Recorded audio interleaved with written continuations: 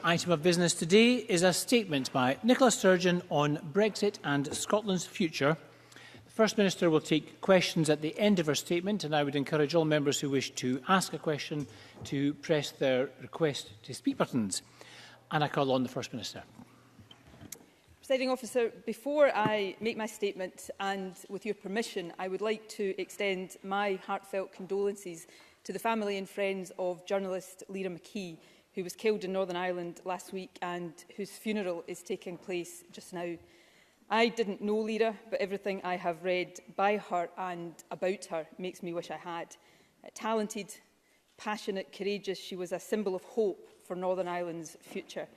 Her death is a harsh reminder of the fragility of peace in Northern Ireland and of how important it is that that peace is nurtured and protected.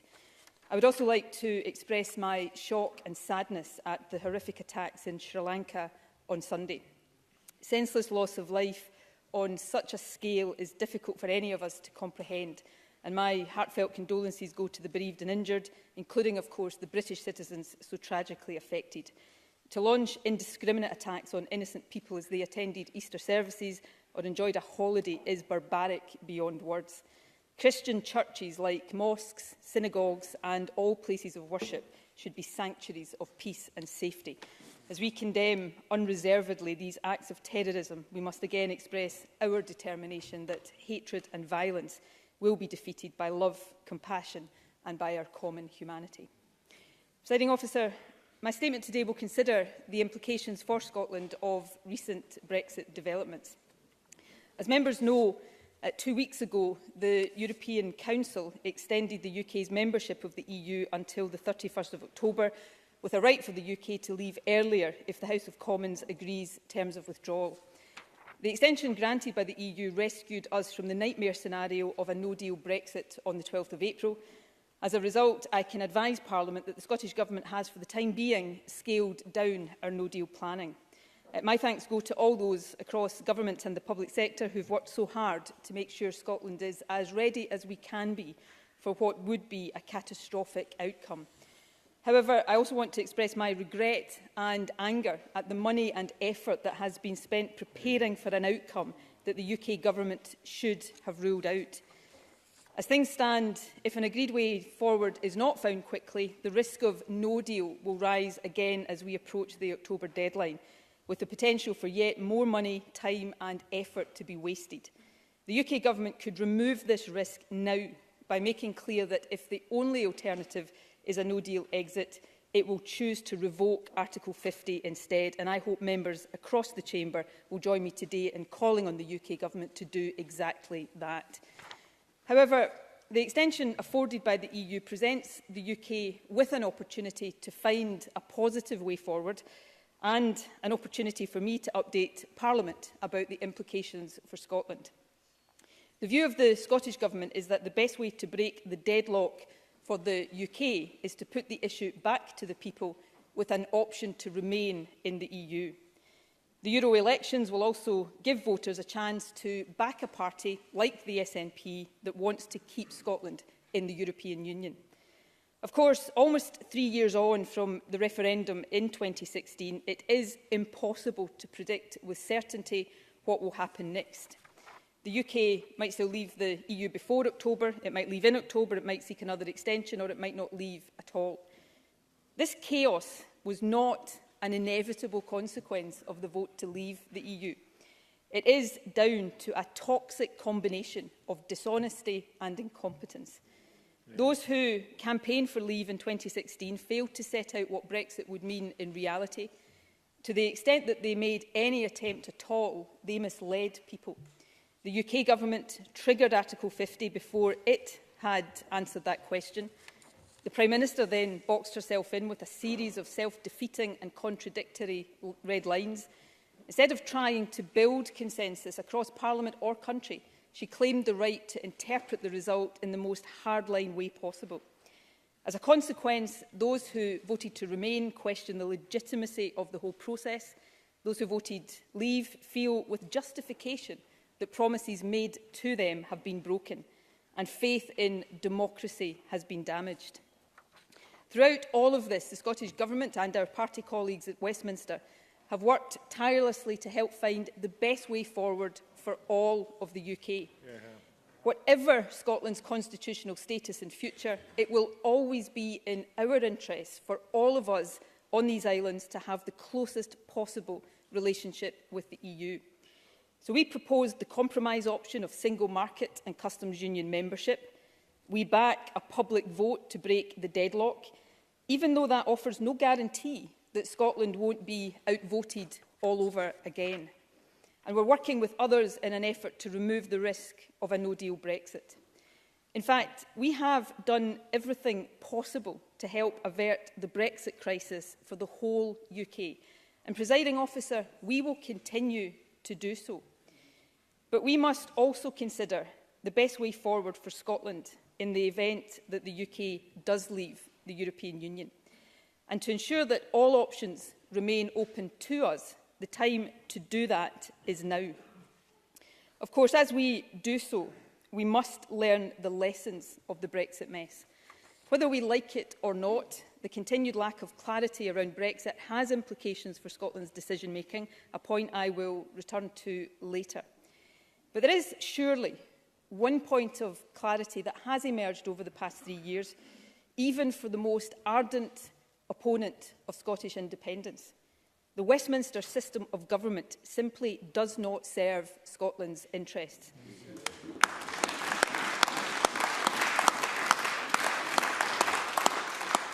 And the devolution settlement in its current form is now seen to be utterly inadequate to the task of protecting those interests.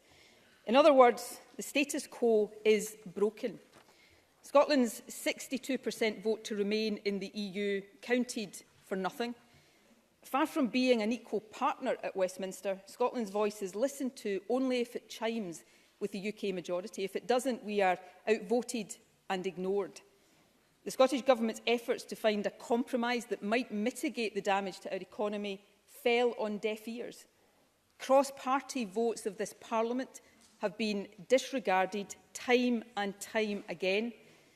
The agreed constitutional principles which have underpinned devolution since its establishment 20 years ago have been cast aside by the UK Government, and vital powers were effectively taken from this Parliament without our consent.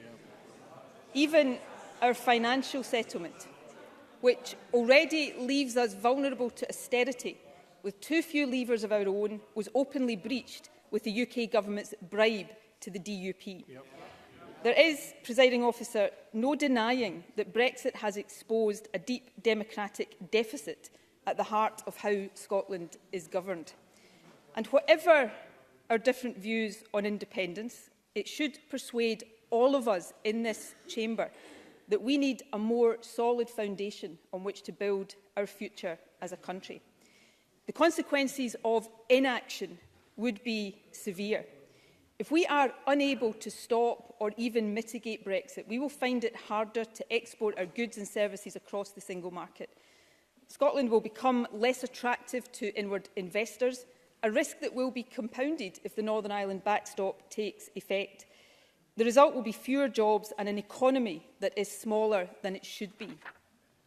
The Tory, and I'm sorry to say, UK Labour obsession that drives the desire to leave the EU, ending free movement, will restrict the opportunities of our own young people to live, work and study across Europe. And it will send our working-age population into decline. Now, I know that the issue of migration is not an easy one for politicians to address, but I am proud that parties across this chamber are willing to take on the many myths that surround it. In Scotland, we understand that the Westminster approach to migration, as well as being deeply inhumane, poses an almost existential threat to our future prosperity. So the Brexit outlook for Scotland is this: a smaller economy, restricted job growth, fewer people, narrowed horizons, and greater pressure on our ability to fund the public services and social contract that we value so highly. Let me put it in simpler language. Brexit and all that flows from Brexit will affect the ability of Scottish governments now and well into the future to do the day job, to support businesses, combat poverty, fund the NHS and public services, and work with other countries to tackle the defining challenges of our time. And at a time when I think most people in Scotland would want to see this Parliament having more influence on the decisions that shape our future, there is a risk of the reverse.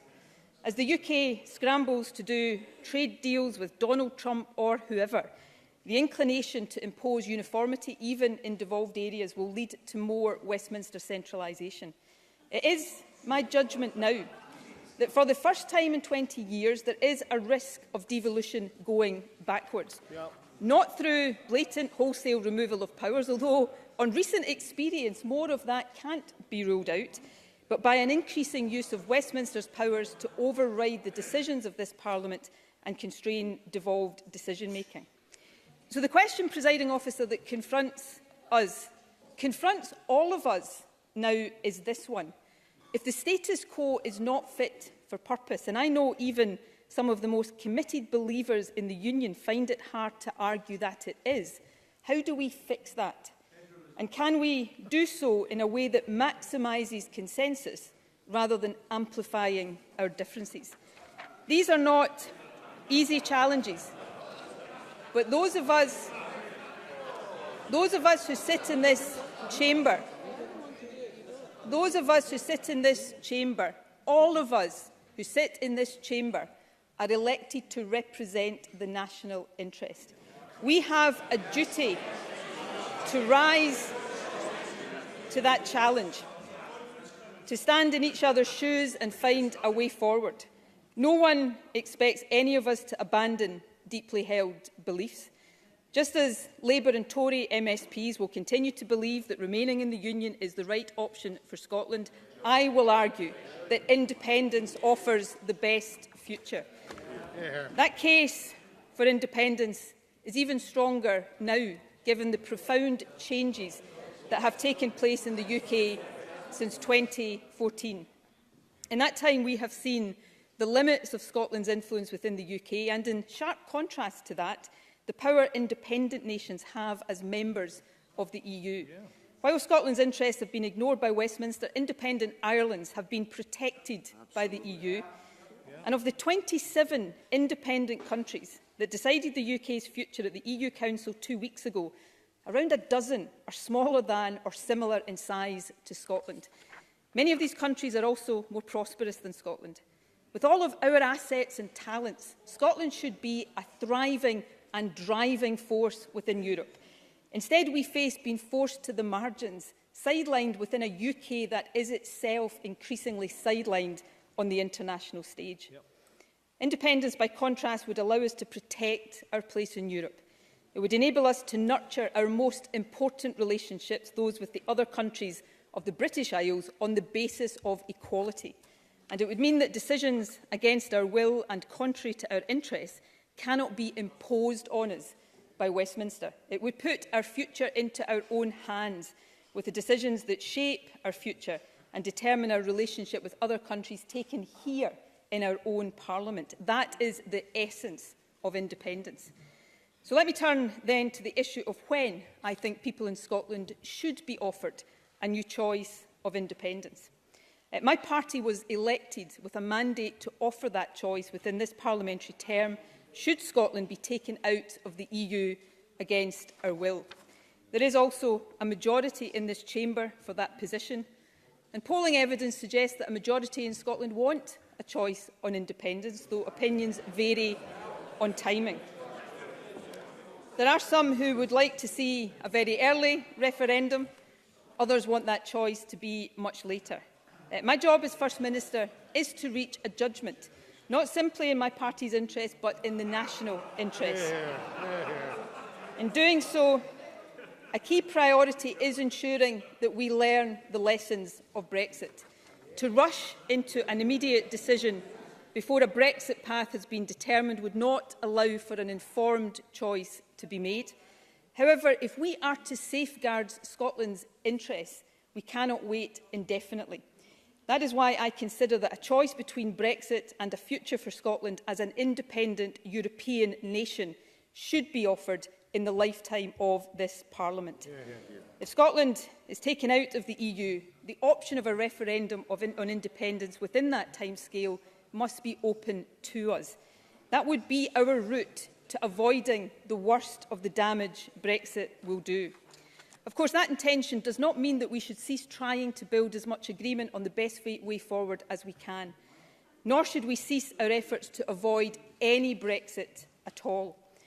We must also try in all of our actions to avoid the mistakes that have caused so much division over Brexit and instead bring people together to focus on finding the common ground that does, I believe, exist between us. Our aim must be to act in a completely different manner to the UK Government and Parliament. The fact is, Presiding Officer, based on the evidence of the last 3 years, Westminster has failed. It has failed to protect Scotland's interests, it has failed to reach consensus, and it has degenerated into utter chaos. It is now time for this Parliament, for all the parties represented in this Parliament, to take charge. There are therefore 3 specific steps that the Scottish Government intends to take now. Firstly, I can confirm that the Scottish Government will act to ensure that the option of giving people a choice on independence later in this term of Parliament is progressed. We will shortly introduce legislation to set the rules for any referendum that is now or in the future within the competence of the Scottish Parliament. We will aim for this legislation to be on the statute book by the end of this year. Mike Russell will set out the details next month. We do not need a transfer of power, such as a Section 30 order, to pass such a framework bill, though we would need it to put beyond doubt or challenge our ability to apply the bill to an independence referendum. Of course, as members are aware, the UK Government's current position is that it will not agree to transfer power. I believe that position will prove to be unsustainable. However, by making progress with primary legislation first, we won't squander valuable time now in a standoff with a UK Government that may soon be out of office. We will seek agreement to a transfer of power at an appropriate point during or shortly after the bill's passage, on the basis that it will be exercised when this Parliament and no other considers it right to offer the people of Scotland a choice. In 2014, the Scottish and UK Governments and Parliaments, to our collective credit, set the gold standard. 2 governments with very different views on the outcome came together to agree a process that allowed the people to decide. That is what should happen in future too. It is how we will secure unquestioned legitimacy, not just here at home, but crucially within the EU and the wider international community too. And it respects the principle enshrined in the claim of right that the Scottish people are sovereign. Those who oppose independence are, of course, entitled to argue that case, but it must be for the people to decide. Lastly, on this point, let me offer these words. With public sentiment, nothing can fail. Without it, nothing can succeed. These are the wise words of Abraham Lincoln, an ardent defender of a union, albeit in a great moral cause. For those of us who support independence, his lesson is obvious. If we are successful in further growing the support and the demand for independence, and I will say more later this week about how we build that case, then no UK Government will be able to deny the will of the people or stop that will being expressed.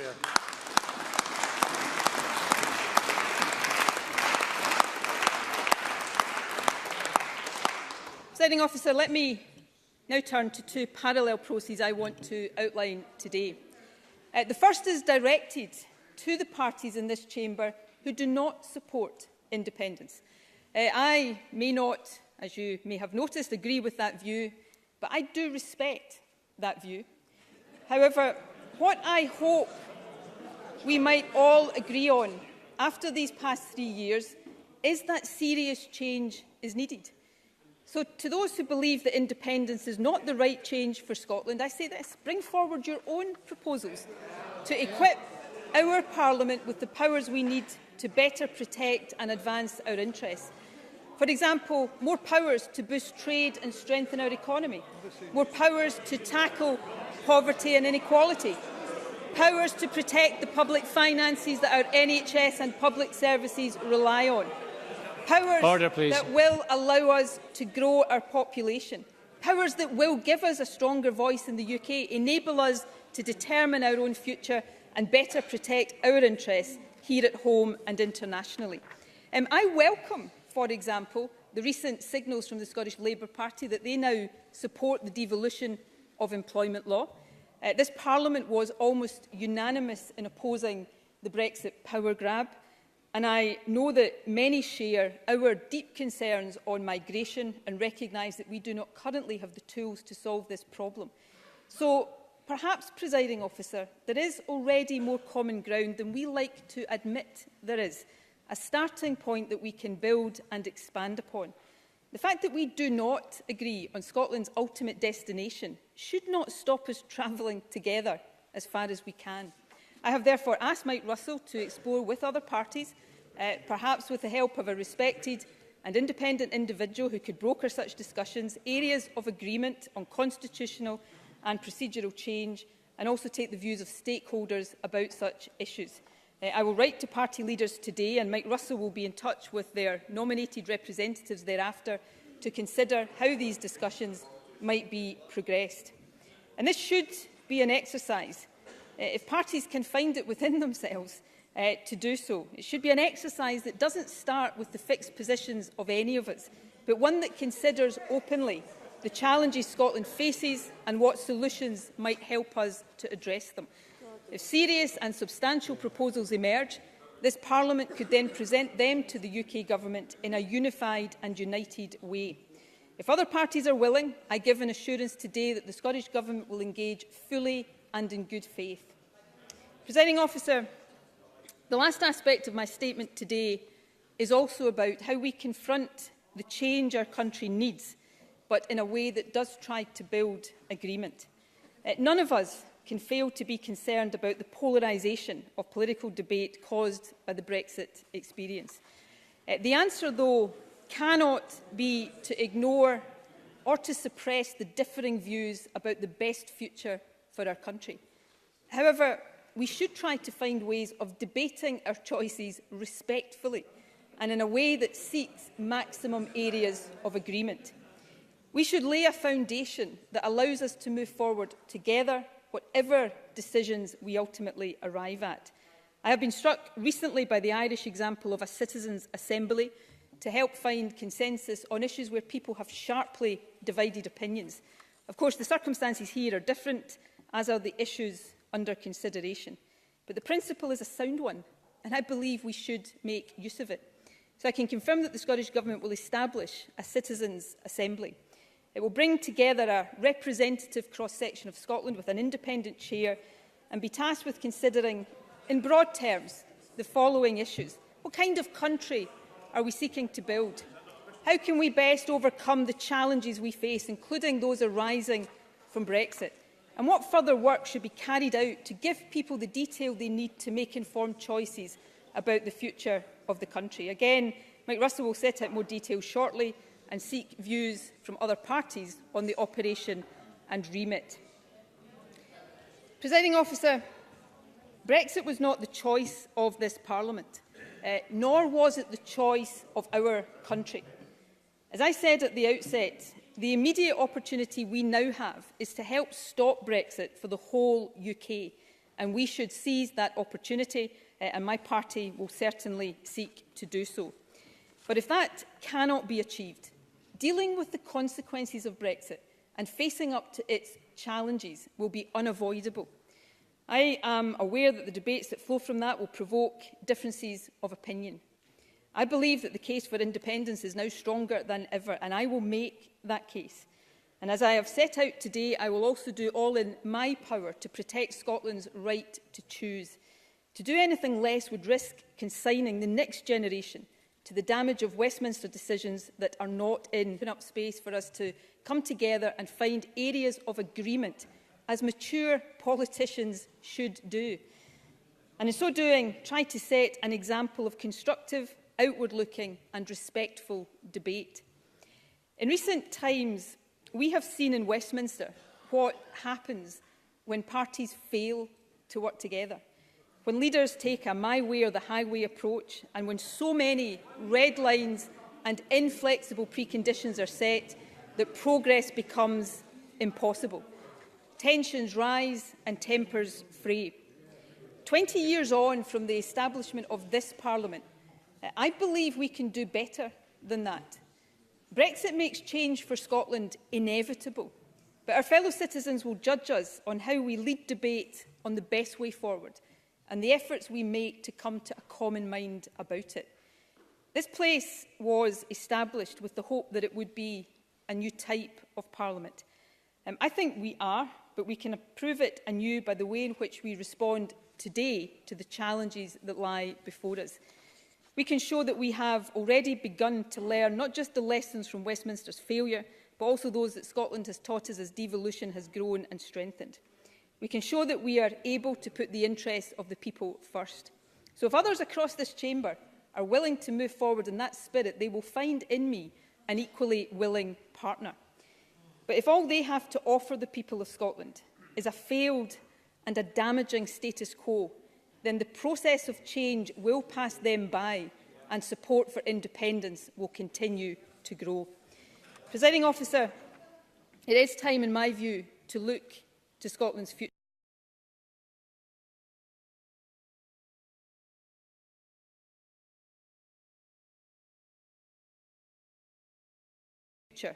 Let us do so together, with confidence in the potential of our country and with confidence in the potential of all those who live here. I commend this statement to Parliament.